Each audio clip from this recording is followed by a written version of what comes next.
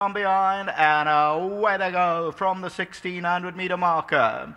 Was an untidy beginning, this one. Roy's Cannon, one of the first out. Red Rebel is racing green. King Django's right there shortly after the start.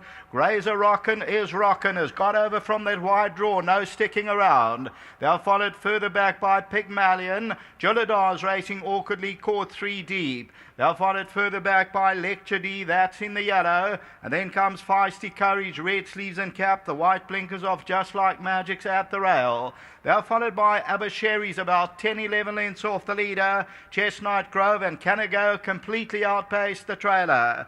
Grazer Rockin' leads it by about a half length. The rider looks over his shoulder. Pygmalion is second by a neck. They're 2.5 in front of King Django. The yellow colours of Lecture D is fourth.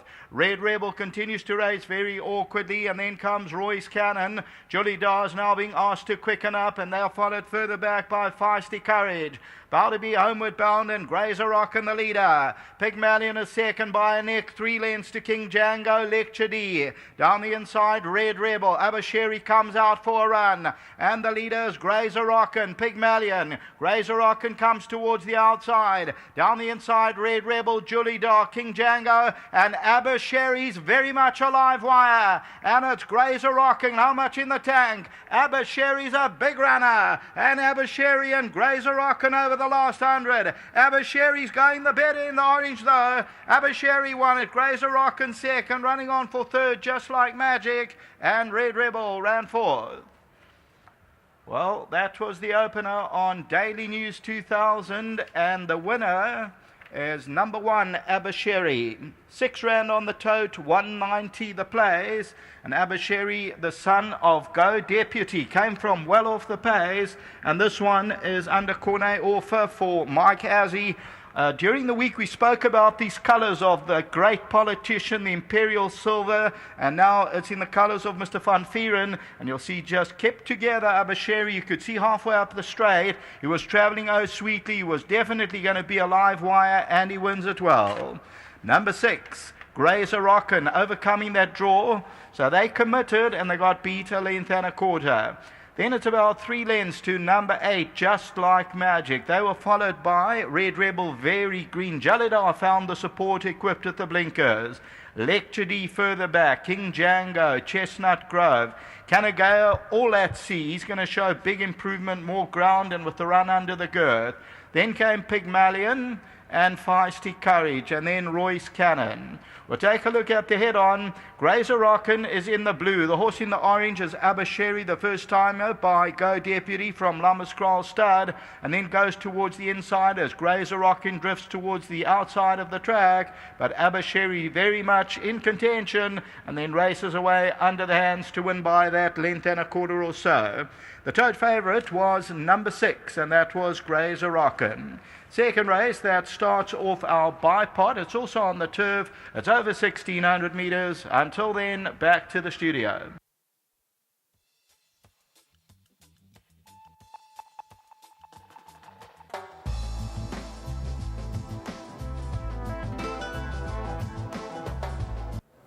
You've just seen the running of race number 1 here at Greyville, and it's gone the way of ABASHIRI, the 2-year-old son of a Go Deputy. He's done it for Michael Azzi and his owners. Ridden to victory by corner offer.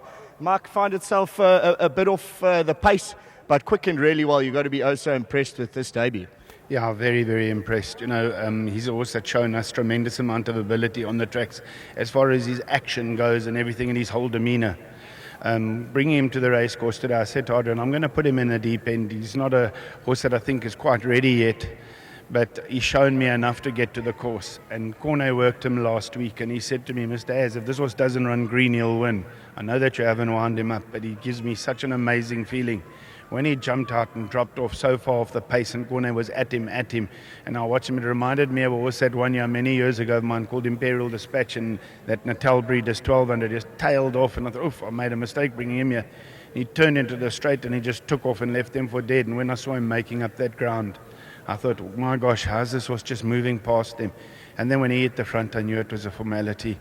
Well done to Adria and Rika. They pour so much money into the stable. To my sons, Adam and Ryan. To Natalie and Quinton back home.